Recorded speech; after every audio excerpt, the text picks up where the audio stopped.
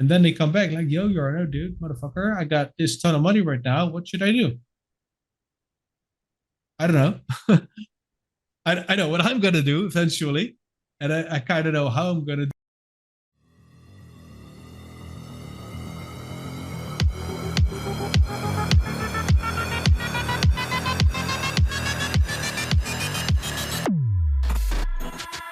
Ladies and gentlemen, comrades, welcome to the After Summer episode number 15. Why we don't talk to our friends about quant and crypto anymore, or something like that. We decided to make the episodes a little bit shorter, so we're gonna aim for 45 minutes, probably no longer than an hour. We're gonna touch on the three same items every episode, starting with a general, how have you been? How was this week? Moving into quant news, going to price, and then we will have a topic. And more you will see topics that have something to do with investing at large, and not necessarily psychology, but behaviors that we see, that we maybe want to encourage in ourselves, each other, and so on. And we'll see how that takes shape. I know we put that on the agenda with the last rebrand. Didn't quite get to this, but we feel it is time. So that introduction behind us, Tim, how's life? How's life? Well, it feels the same as always in a way because, well, I'm back here sitting with you talking about quant, back in this setup with my microphone and camera in front of me. So it feels like those 2 months in between have passed very rapidly, and they did. But I must say that I did really enjoy the summer. So we both took some time off. Well, you made some steps forward with your house. Don't think the English listeners will know. You talk about that later. And I just really enjoyed the summer, spending time with friends, doing fun stuff, taking some time off from everything. I guess I mean I still worked, but like mentally I took time off, just not checking the news every now and then, as I usually do during winter and well, the rest of the year, because, well, there's simply not that much to report. And, well, besides of that, I'm, as always, I guess, could be better, could be worse. We're just going on as always. I am, however, looking forward to this fall season because I'm following the Dutch national football team and the I don't know how you call it in English. In Dutch we call it the national breaks, right? That they play their national games. So the international breaks are coming. Leagues? Yeah. Is that something like champion? No, no, it's just the international break for the qualifiers for the next European championship. Okay. And whenever they play, I'm going on holidays to, well, one, just follow the Dutch national team and just enjoy the country around it. So I'll be going to Ireland later this week, and then just travel around for a bit, see Dublin, see the football game, obviously. Hopefully I'll also get to meet up with one of our followers. We talked about this a long time ago when we both got to know that we were playing against each other. So we might be meeting up this weekend in Dublin. And then in October I'm going to Greece because they're playing against Greece, and then in November they're playing against Gibraltar, but they don't actually play their games in Gibraltar. They go to Portugal because there is a stadium that fits, and, well, Gibraltar and Spain are not really on good terms, so it has to be played in Portugal. So I'm actually looking forward to this fall because I'm, well, going on holidays, and that's kind of really nice, I think. So I didn't really have that much holidays this summer, but it was okay for me. So yeah, that's a bit about me, and yeah, it's just as always, I guess I haven't really done that much on the social media side of things. I did post some things on Twitter. X, I must say now. We have a rebrand. Yeah, you're axing, dude. Yeah. And I wanted to write a blog post. And well, it's like, in its early stages. I have a rough idea what I wanted to do, but I just couldn't really find the time or at least the inspiration to start writing. I think that will follow somewhere in the coming weeks or months. It was kind of hard to really get my focus back on and start working on it. So I don't know. Sometimes it feels a bit uninspiring when just the price action is around the $100 mark. There's not that much news. And there's just not that much of a bustle going around. So yeah, that's about me. I've been talking for minutes now. How are you? Yeah, doing well. Doing well. I spent my holiday selling a house, buying a house. So that all escalated pretty rapidly, which is a good thing. Because this place is now sold. We bought a new place with a proper garden, and we're spending the last 3 weeks making sure that all the upgrades are going to be installed and such. Within the first 3 weeks, we have a 3-week overlap where we own the other house and then sell this house, which is kind of mandatory. If you have kids, you cannot just go from one day to the other. That doesn't necessarily work. So it takes quite a bit of planning and structuring, but yeah, always good. We can finally get the solar panels and stuff like that.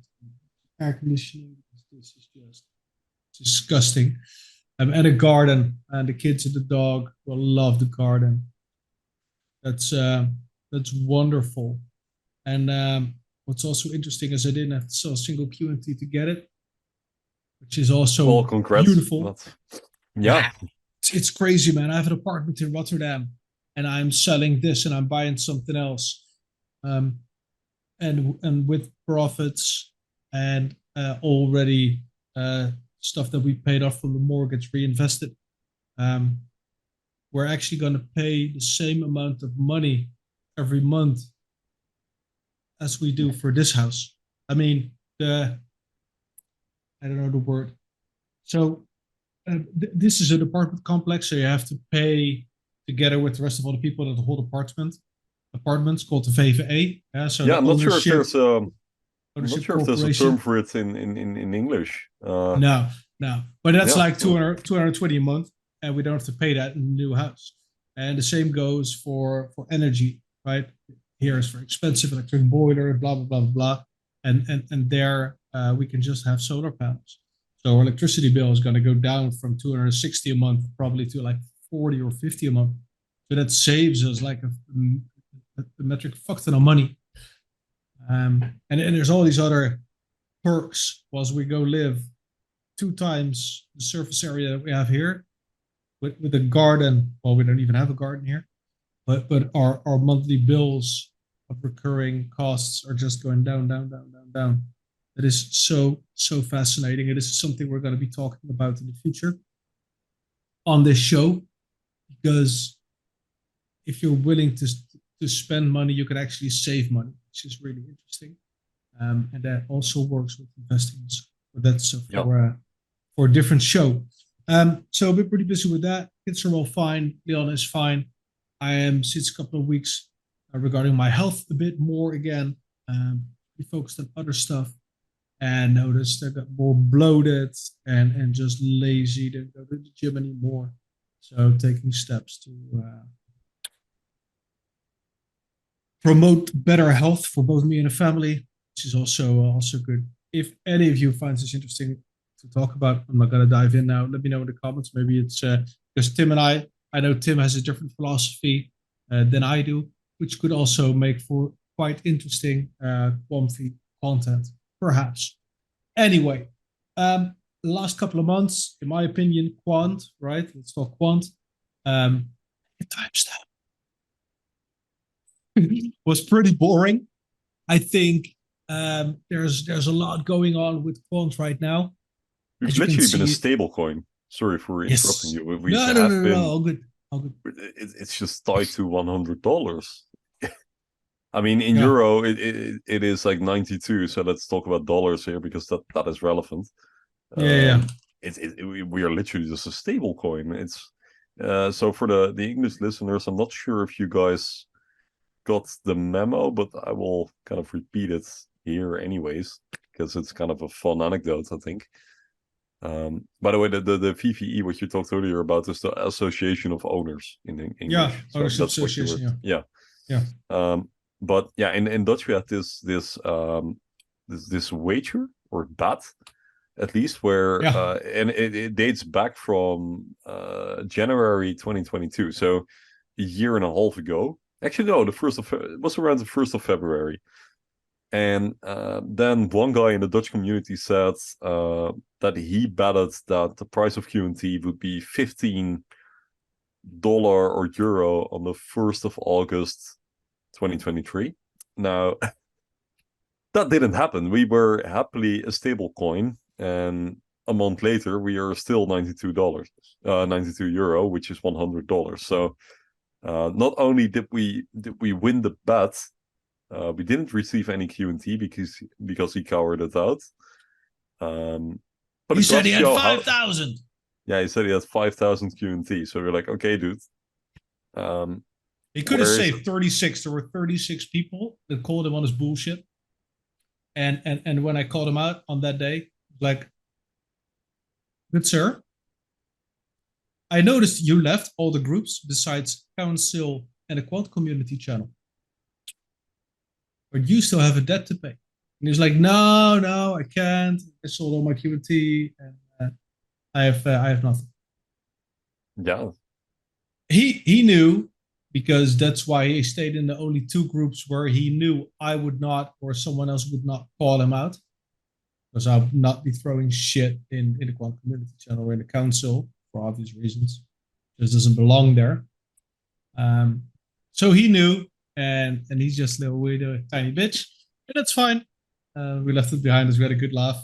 Yeah, I can dox him, but let's not go that way. No. It could get really nasty if I wanted to. There's no point, and you're also punishable by Dutch law. So Yeah, so let's not do this. I won't do that. But let's. He still owes me a QNT, so. Yeah, I actually looked that up, and it is not a valid bet. No, of course, but come on, if you legally. talk like that, you say, "Hey, I have 5,000," Yeah. then Yeah. Nah, but let's move on because what you said, we are a stable coin, and I was looking at the CoinGecko charts, and we can dive in real quick. Now we have that over with already.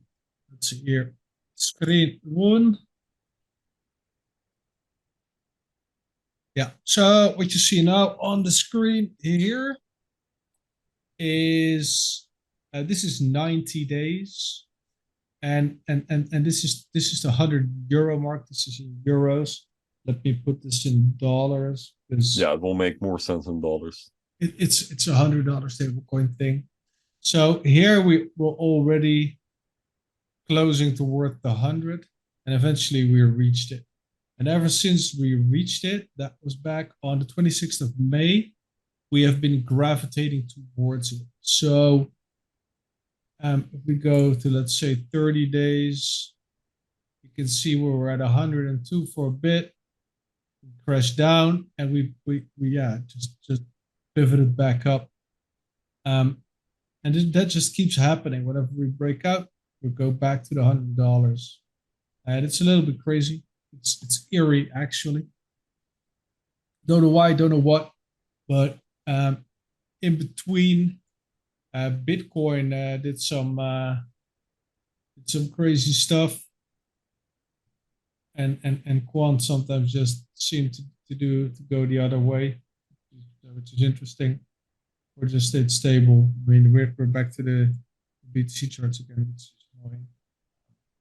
But yeah, Quant's it's a stable coin, and for what? Don't know. We had news. We had. And you heard the news, shocking news, breaking news. What's that mean? But, nothing really happens. I think we just Well, we did get some things, right? I mean, I think we have the patent now. Yeah. The Japanese patent got granted for sure. Yeah, but was it already known during the previous episode back in July? Mm, I'm not sure. I think it was somewhere mid July or later.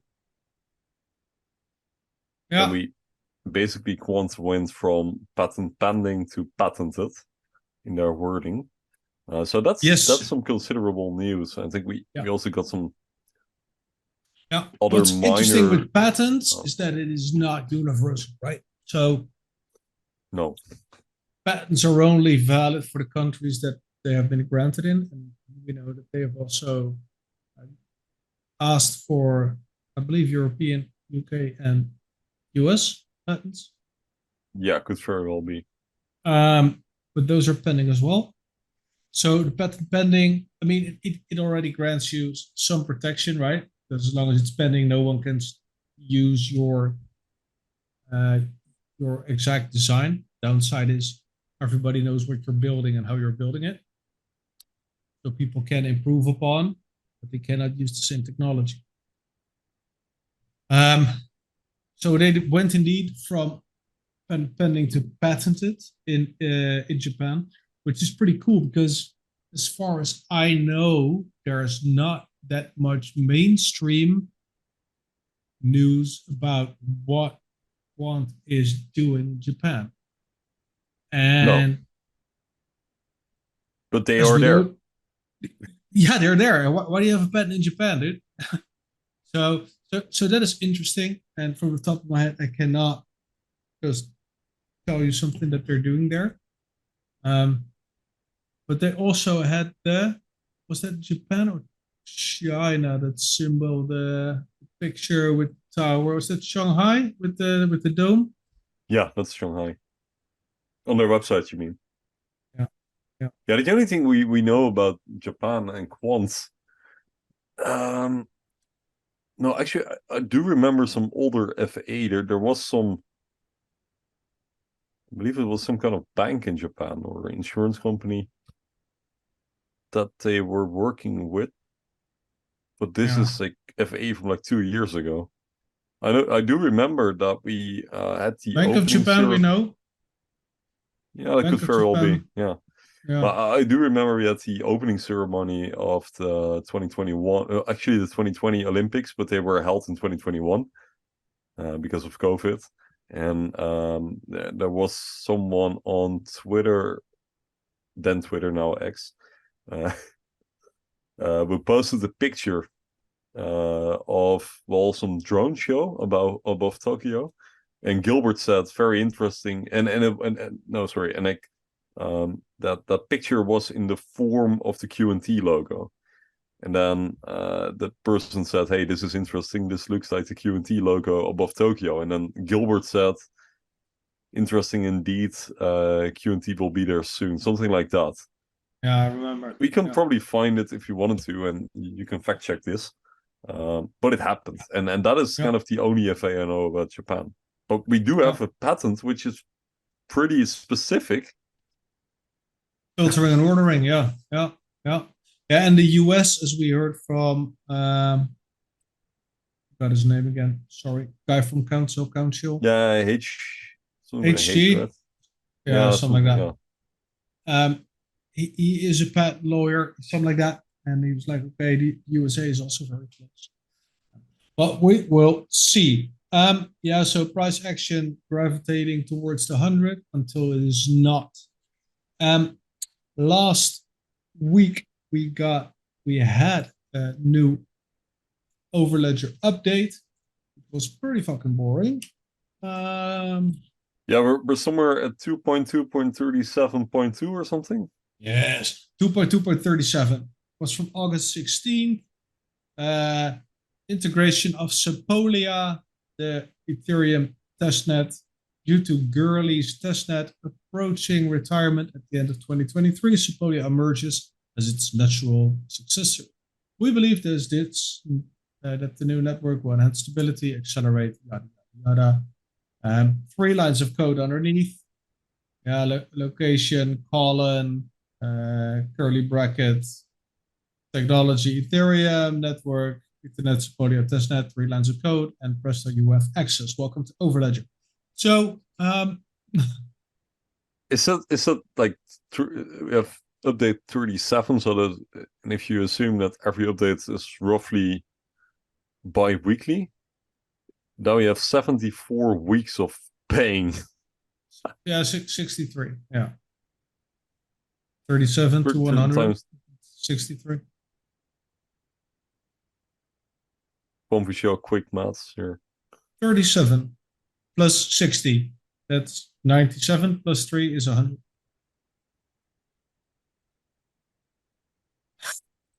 Never mind. Let's not. Yeah. Okay. Yeah. Oh, yeah. I see where you're going. No, but it's just been eternal suffering since like a long time. Yeah. But it did improve a lot over all these updates. If you add everything up, Overledger has gotten way bigger over those 37 updates. Anyway, continue. Sorry. Talking, dude. Yeah. So, and today we had a different update, and what you can see here is which is the Quant developer tweeter. Oh, sorry, Xer, and it's at Quant developers, and it reads: the Overledger plugin is now live at Outsystems Forge marketplace. You can now prototype your interoperable blockchain app faster and easier than ever with built-in authentication, configurable environment variables, simple transaction signing process. For more details, go to Quant.network. And then they have another reply. And yeah. So what is this Outsystems and where can we buy their token? I forgot to undox all my shit on my screen, I think. Yes. This is none of your business. Love you guys, but there are boundaries to my love. That's yes, it will still remain the Quamfy Show.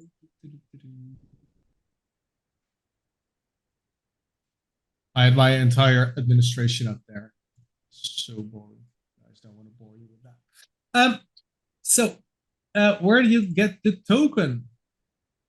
What is Outsystems? Outsystems is the #1 low-code platform, and that is trademark currently.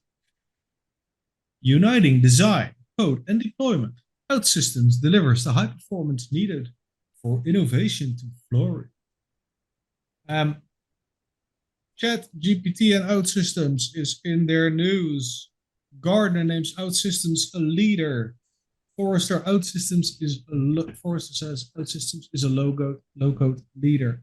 And from what I saw in Counchill, link in the description, go check it out on Telegram, is that this company is pretty fucking big.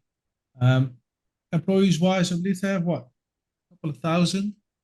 What? But they have a ton of clients. Oh, you didn't know. Am I this out of touch at this point? I have never heard of them. Outsystems company. Oh, okay. Yeah,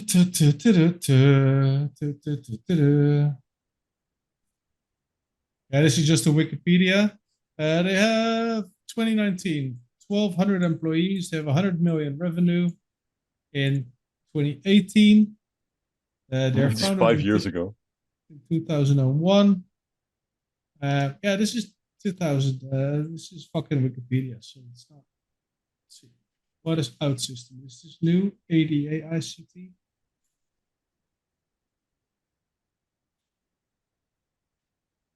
Okay, so we have been sleeping on this, apparently. No, you have not been sleeping on this. No, nobody knew, and they're just they just came out of nowhere, kinda. But let's go back to what they're doing, because did people in console know when this was being discussed today, or nobody knew? No. Okay, so we all were taken by surprise. Okay. Yeah. So they have customer portals, internet apps, core systems. How can you benefit from low code? You can supercharge development, power high performance teams, deliver in a single click, and It's right. They have quite a bit of users. You can see Santander is in here, Liberty Mutual, Colliers. I don't know what that is. Um, but these guys are out there. And if we go to the Overledger APIs, it is kind of like GitHub esque something. If you would ask me, and I have no idea because I'm not a coder, as you guys know. And so stable version 1.0.2 compatible with Outsystems 11. Okay, so they obviously provide an entire base platform and they use other plugins on there. So since yesterday, Quant.network Limited uploaded their thing. And there's the link to the website.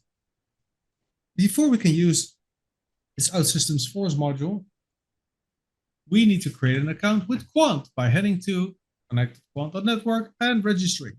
You can access all of Overledger's functionality for 2 testnets with our free trial account. And then they take you to the step-by-step how you set up a testnet account. But obviously there, 2 downloads. That's going quick. There's also mainnets available. Did you, in the meantime, by accident scroll through Counchill? No, I did not. I was just listening to your story, paying attention, which I usually don't do. I'm usually looking at other FA as you talk.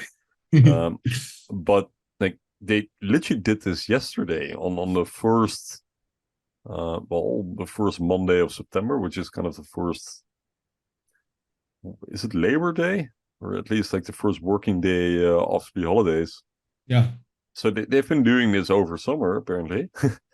Because you cannot just drop this out of nowhere. Yeah, and they have a That's YouTube. really interesting. Outsystems. So that's youtube.com/Outsystems. Yeah. And they have 20K subscribers, 549 videos. High performance dev done daily. This is the art and science of software development from the engineers of Outsystems. Get the latest news reports, lessons, interviews, plus a good amount of imagination. For the curious, Outsystems is a software innovation company and the global leader in high-performance low-code development. We partner with visionaries to turn their big ideas into software that moves business people and the world forward. Yeah, so this seems to be another Oracle-like GitHub-esque anybody can build with Overledger type of thing, which is really cool.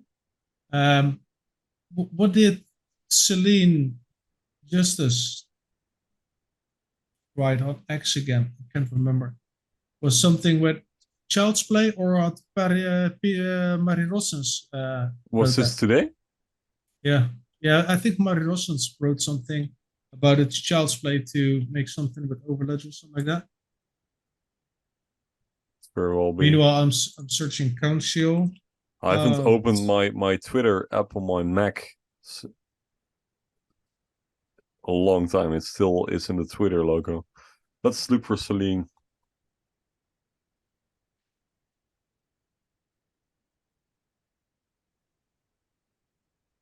Oh yeah, there it is. Gonna share my screen. Hopefully not dox myself. Yeah, Outsystems was called the leader in the 2023 Gartner Magic Quadrant for Enterprise Low-Code Application Platforms for the 6th time in a row. Okay. Here it is. Interoperable. Interoperable blockchain applications. Now Child's Play. And then we have this lovely picture introducing the first. I can't see anything if you're showing. Or is that me? Oh, that's me. Yeah. Sorry. Okay. Introducing the first no-code interoperable blockchain plugin installed now from Outsystems Forge. Nice.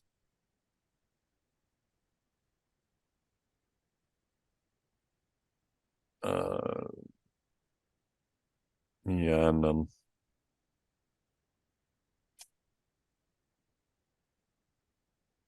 don't dare to click that link because I'm not sure where it takes me. I mean, I know where it will take me, but I'm not sure how it will, which browser it will open. Okay.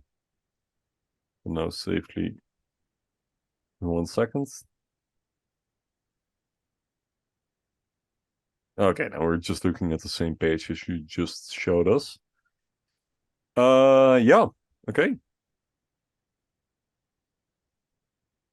Apparently there has been one download today. Someone actually downloaded it. Yeah. Yeah, That's cool. but I'm curious to see, because these are all just seemingly little things that make no waves.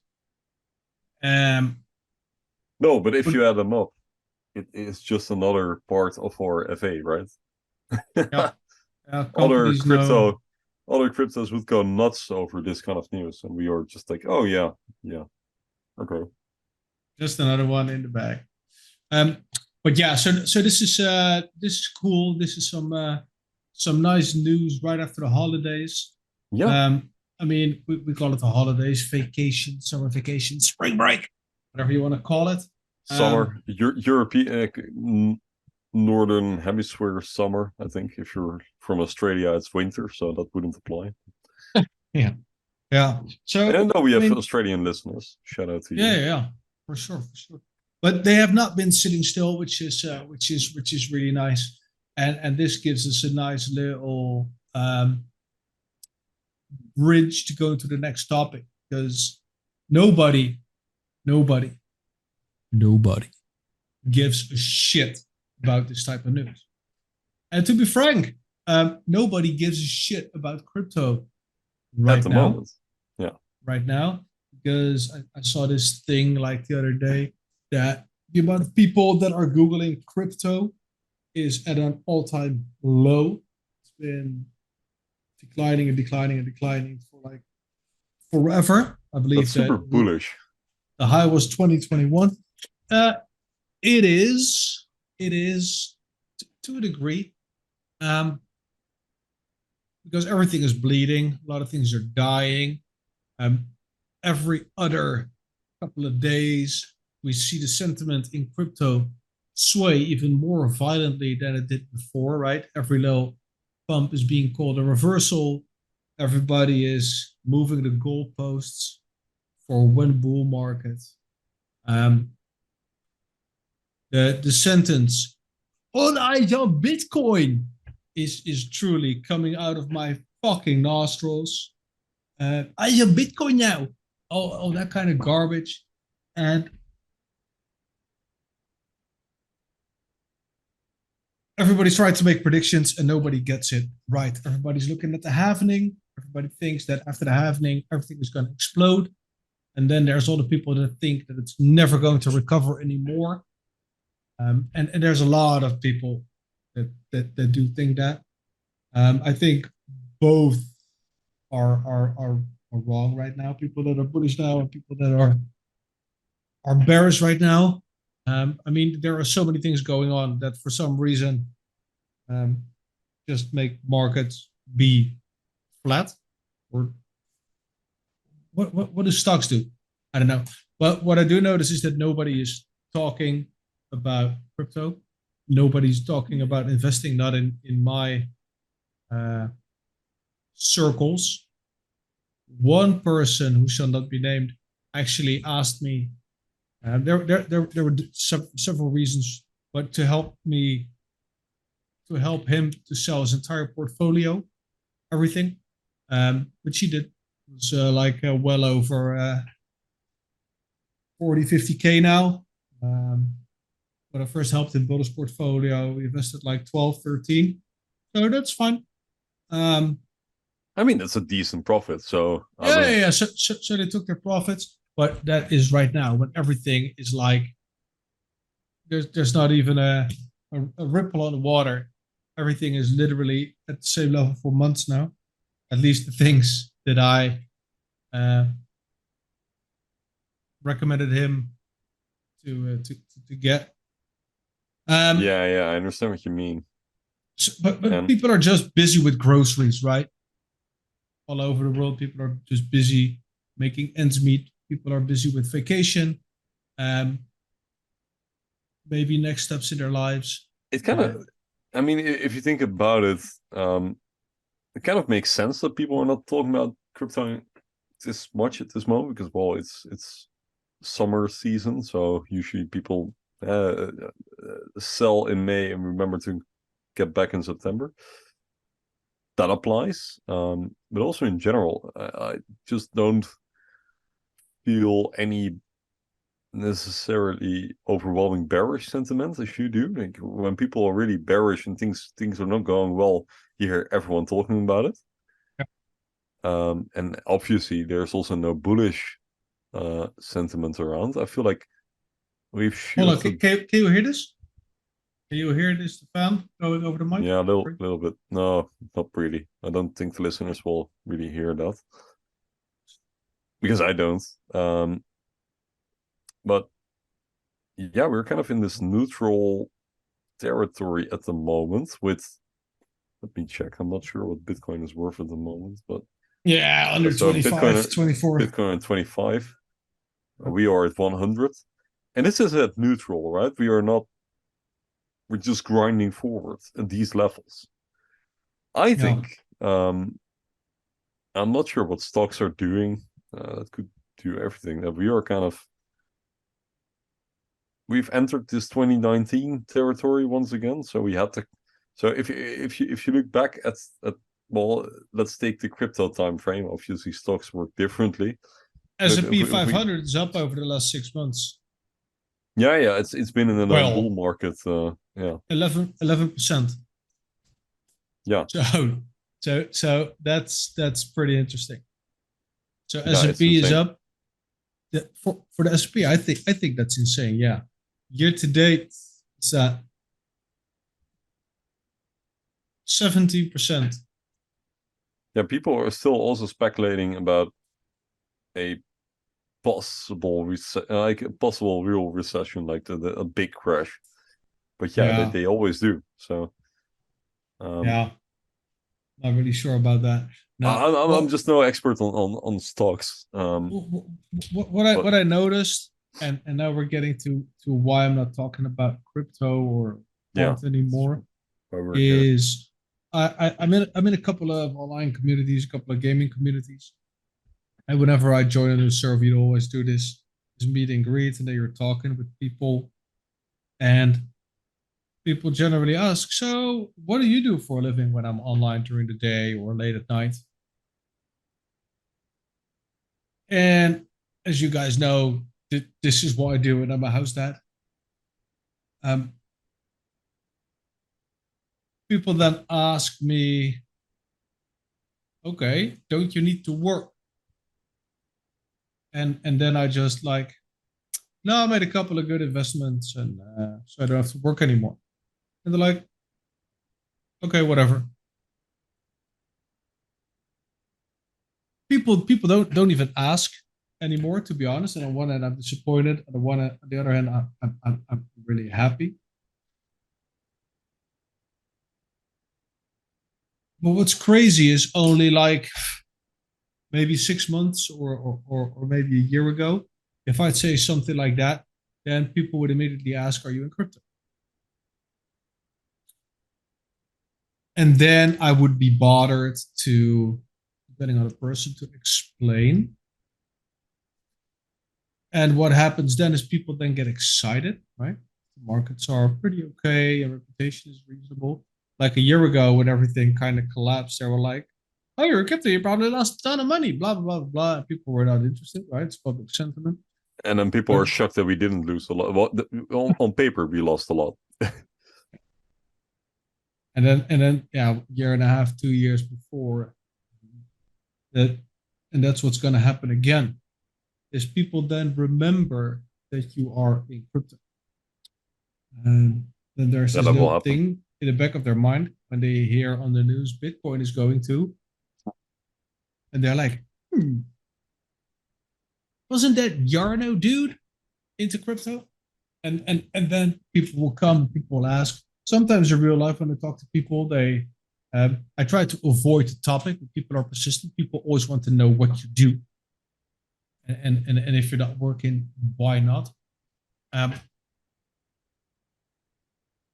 Crypto is really fucking dangerous and really complicated. And I already had a couple of friends. I mean, I have a lot of well-educated friends, and I mean, they know how to read and how to research, and they understand nuances and differences. I also had a bunch of friends that do not fit that description. And when the bull market was on, most of them bought Quant because that was my pitch. I was really excited. And then they started gambling with the mentality of, oh, if this just manages to reach 1 or 5 or 10, then I'll be rich. I had this exact conversation a couple of weeks ago. Yeah. Yeah. Everything you're saying right now is an exact conversation I had. And there are no hard feelings. It's just an observation, right? So I talk about well, all crypto investments, obviously you do. But I don't necessarily feel the urge anymore to kind of start schooling people, because I've noticed that I can keep doing this and they will simply they nod and they see what I mean, and they will say, no, it's gambling, and they'll just move on with their life. And that's fine. I mean, that's the way to look at it. But then those same people will then later reach out and say, hey, isn't it the theory that if I just now kind of, well, invest or at least put some money in a certain token or coin, which is now at like 5 cents, and if it goes to like $1 or €1, then it does a 20x, and then I have 20 times my money. It must be that easy, right? Yeah. And then I just don't really know where to start the conversation with them, because then I explain how market caps work, and I also explain your story about, for example, with Shiba, and where they don't really have a market cap because there is an infinite supply, and they will not, and then they will just kind of move on and not interact with it. And it's very rare that I can talk to people and it will actually kind of really show interest in what I'm doing here. It happens every now and then, but they will simply take it for granted and show the exact behavior that you just explained. Like, yeah, maybe now is not the time for crypto. I'll just move on with my life.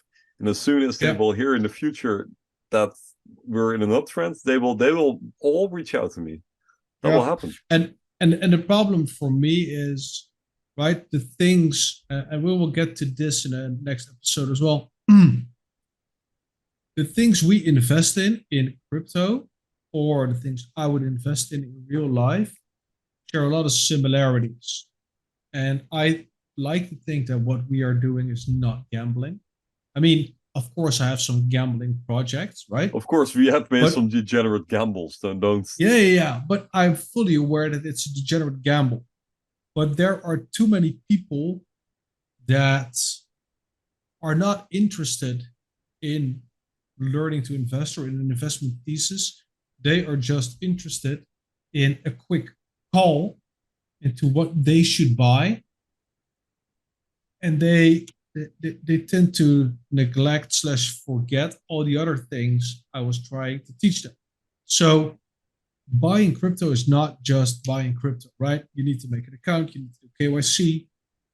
If you want to go the route of a decentralized wallet, then that's a whole new heap of bullshit that you need to go through. And it is all very risky.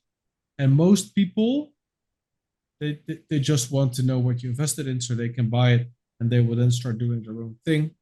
And when they eventually, inevitably crash and burn, it kind of would be on me, because most people simply do not have the time, the motivation, or the interest to research. So when they ask in the past, so what did you invest in? And then I say crypto. Okay, but did you buy Bitcoin? No, I didn't buy Bitcoin. Did you buy Ethereum? No, I didn't buy Ethereum. Right? Yeah, no, I bought this thing called Quant. Okay. And then they move on because it doesn't fit their thing. And the people that do keep asking, Yeah. then get an answer that they do not want because they cannot understand. And the amount of info that someone needs to understand is so vast. Yeah, that's my issue, right? I had this conversation during breakfast a couple of weeks ago. So we were basically having a kind of a sleepover with a bunch of guys. It was really nice. And well, during breakfast, the topic got into crypto, and well, I always kind of stayed flat with that, right? Until I got exposed as, hey, don't you have a podcast? And we started talking about it.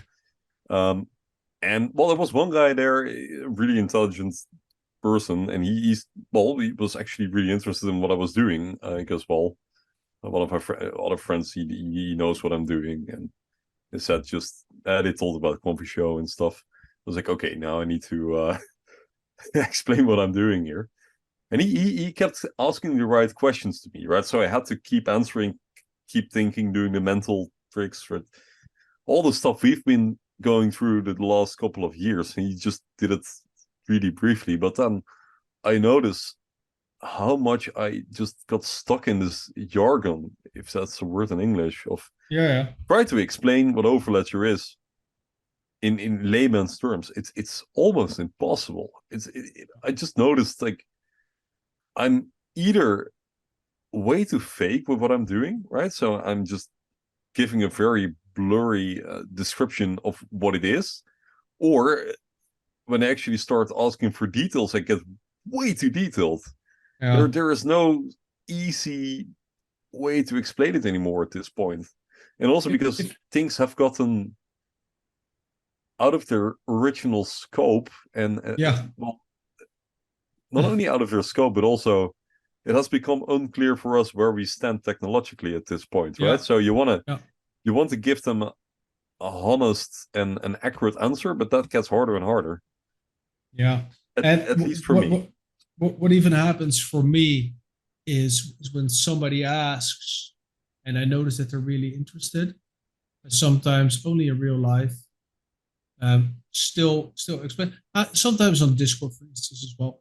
But I notice that I'll become very self-aware, as if I just transcend my own body and I'm looking at myself and that I'm trying to create a little bit of context. Yeah, so see, XRP is money. Bitcoin wants to be money. Ethereum is a smart contract platform. Then you already hear someone sighing, whatever. And then I see myself, oh shit, okay, Jarno, you need to simplify this even further. And then I just try to boil everything down. And then it's like, okay, so what does Quant do? Quant helps in the case of money to make all new blockchain and other new technologies talk to the old technology. So that you can use your Xbox Series X to talk to a fax or a toaster, for instance. And then I'm still looking at myself, and then I see myself looking at myself while I'm watching to myself. It's like, oh, motherfucker, it's not going to work. Because it's just, there's so much more. And then we're not even talking about how to potentially get into this, right? And no, absolutely. I mean, with stocks and shares, arguably, it's even easier because you can just download the Giro or FlatEx, or FlatEx doesn't exist anymore, or eToro or whatever, or Robinhood, and you can just buy a stock. But even then, I mean, the chance you're getting scammed is next to zero, but the chance you're getting scammed in crypto is next to 100 if you just mess up. And if you not get scammed, you're gonna fuck yourself over by making a mistake. Yeah, so, getting emotional. Oh yeah, if you can hold on to your funds for that long, right? Free NFTs everywhere. So it's just a giant risky heap of shit that I'd rather not tire people with, right? No, and we in that conversation I had at breakfast with a cup of coffee just in our hands. talking about it, and then we actually got into the stage. Okay, I want to buy some QNT. What do I do now? How does this work? Oh, your guy. No, yeah, no. So I explained like the difference between centralized exchanges and Uniswap. Like the difference between having your tokens on this centralized exchange or keeping it in your cold wallet. That's also a difference. So I had to explain that. And then luckily in the EU and in the Netherlands specifically, we have some very reliable exchanges, which will make life much easier for you because of their legal structure. Like it's warranted until like 100K because of I'm not going into details, but let's say it's warranted. It's even better. An exchange cannot hold your funds on their balance sheet. If I send 50 million euros to Bitfavo or CoinMetro or Bitcoin Maester or whatever, links in the description. If I send 20 million there, they cannot speculate with my money. By law, exactly. They cannot. So they will put it on a ledger somewhere in deep freezer. And yes, they can make mistakes, and yes, they can fuck things up, but they are liable for the amount that they hold for me. Yeah. So no FTX kind of bullshit is not allowed. Europe is good for that. Same as with your data. Europe is good for that. Yeah, exactly. And so I just explained that. I said, well, in your case, you should rather go for a centralized exchange. But even there, it's for many people, it's such a blurry experience. And I'm sure because they know, well, I know what I'm doing, so they trust me, and I give them my ref links to my favorite exchanges, and I just walk them through. But that's with me. Like I'm kind of expert in this world. I can imagine if you just start, you have no idea. I can remember when I just started, dude. Yeah, we both know it was a long time ago, but yeah, there are so many. You cannot do this without help. You just can't. If you really got to figure everything out on your own through the internet, I mean, there are people that can, but most people can't. Otherwise, they wouldn't have asked me to begin with, right? They would have just done it. And it just gets you in a ton of trouble. That's the bottom line. Because eventually, even when they're on something simple like Bitcoin Maester or Coinbase, for instance, they can see all these beautiful shiny coins and they regard it like a Pokemon card collection. Yeah. Oh, this one's nice. Oh, this one is pretty.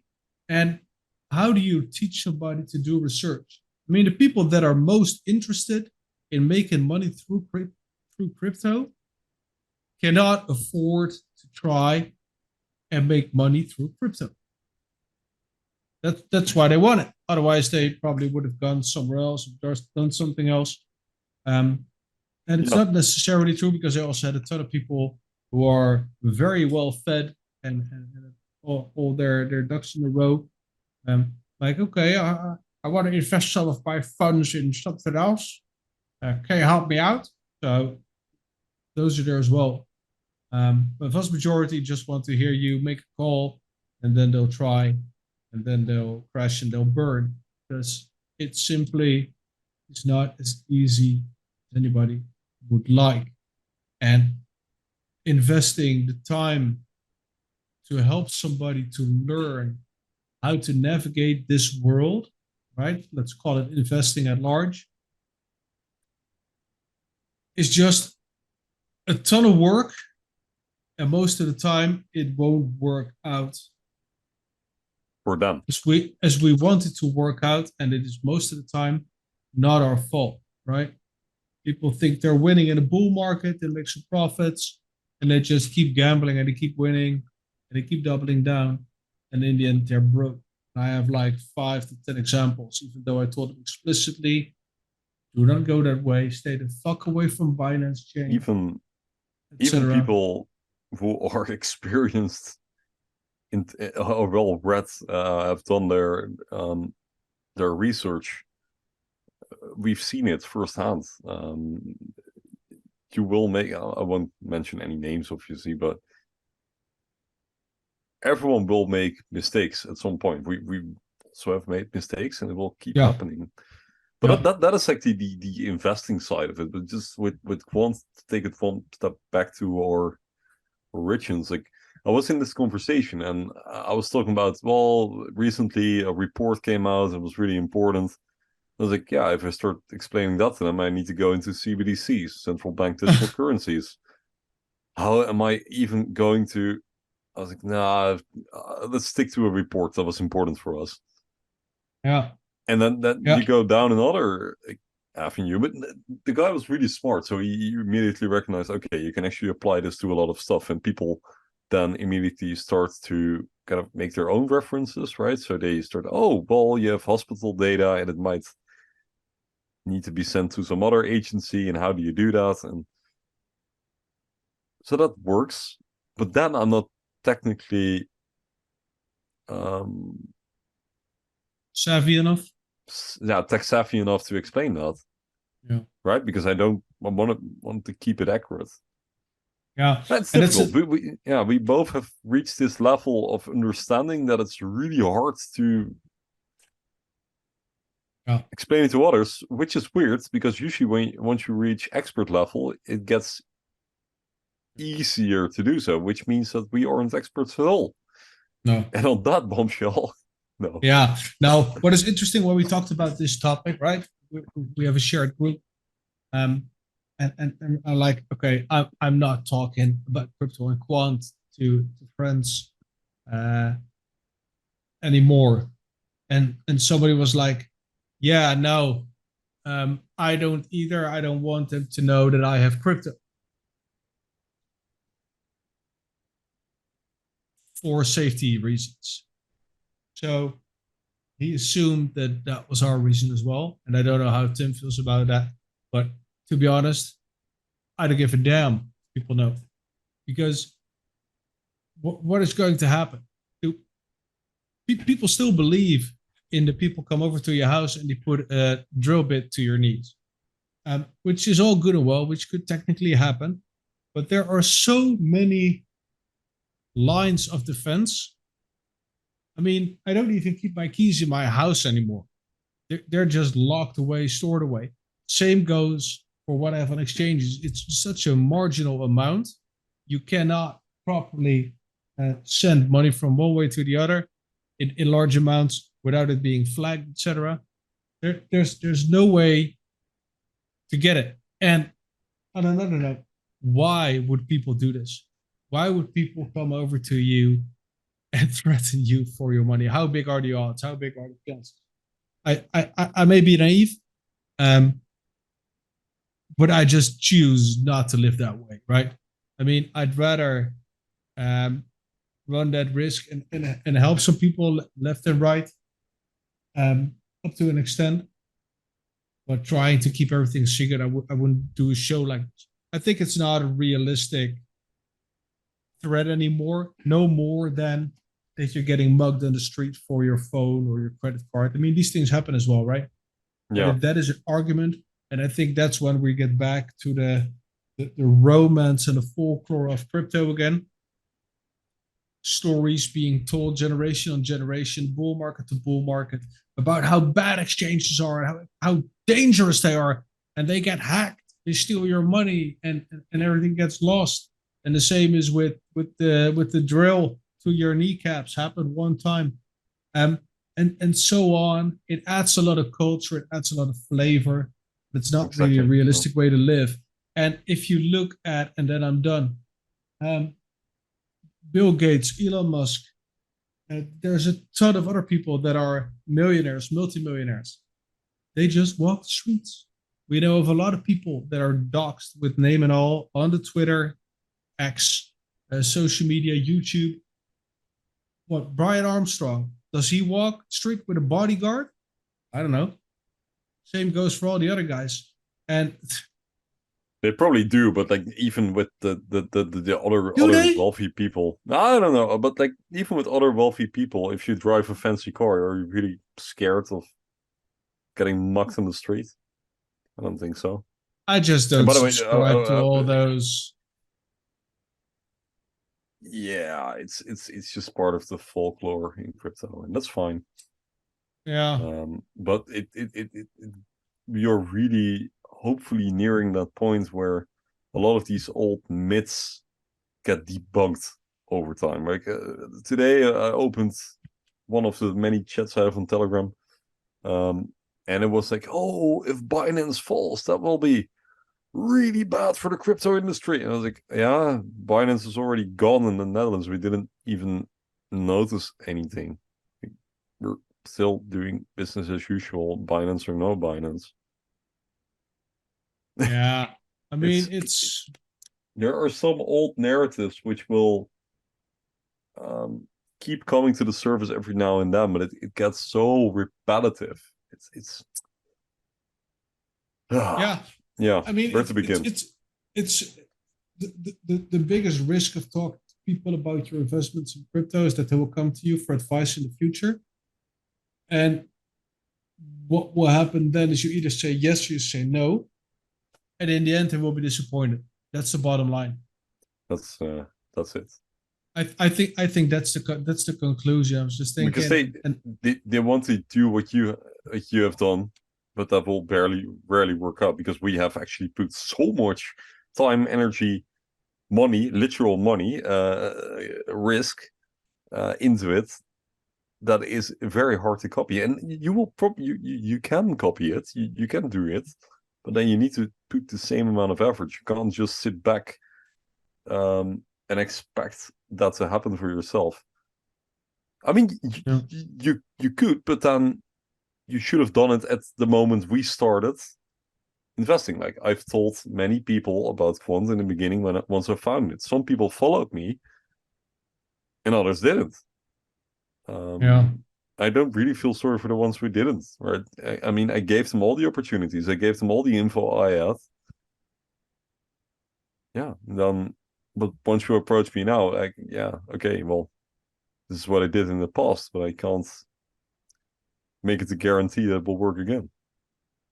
Yeah, and probably with Quant you can, but the difficulty for me is I'm a nice guy generally, and I'm always willing to help people out and provide information. But on the other hand, I more and more feel that the way people want to be helped is not the way that really helps them. So no, exactly.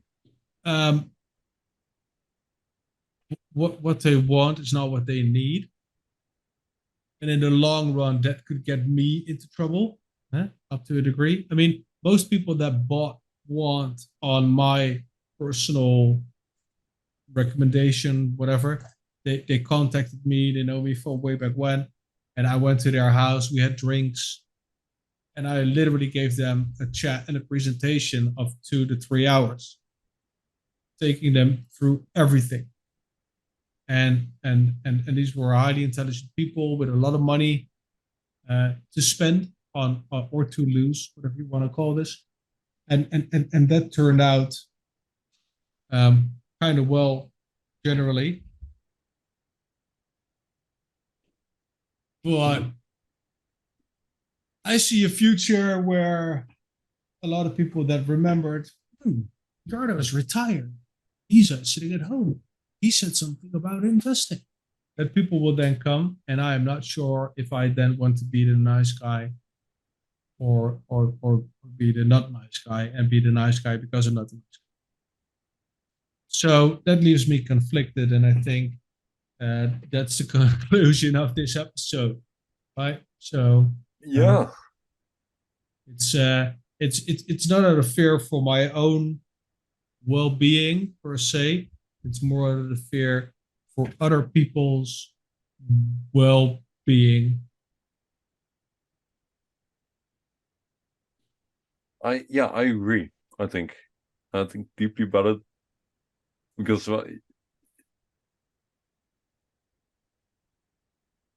I mean I have spread so much knowledge over the past couple of years now with everyone, also publicly on the internet, known to people on the other side of the planet know me now for some reason, not because of this. So it's not necessarily that I'm afraid for myself. I'm rather afraid for the people I give advice to, that they will. Yeah.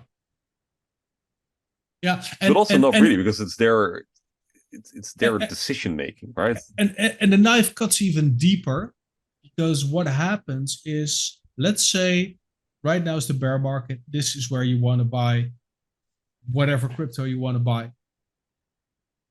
This is the time. This is not financial advice. This is hypothetical. So bottom of the bear market is where you want to actually buy what you want to own for the next bunch of years. Then you come up to the point, and this is Quamfy Retirement Club territory, where you want to diversify. And we'll get to this in a different show as well, on another show. Diversification within crypto is just stupid. Why? Because almost everything is pegged to Bitcoin. And yes, when it's bull market, there are more opportunities, but that is just sheer fucking gambling and trying to avoid the mines in the field by trying to reach the goal. But you want to diversify at some point, and you probably want to do that in a different sector, right? The different slice of the pie. So you might want to go tech, you might want to go weapons, you might want to go tobacco, you might want to go drugs, you might want to go God knows where. But then the ball starts rolling again. And if by then you, they, them, we have not learned further how to manage your wealth, they'll be knocking at the door again, which is fine. I mean, I'm always keen to share my thoughts with motivated, interested, intelligent people, but I can't be a financial advisor for people my entire life. I mean, I could, but I can't because I won't. And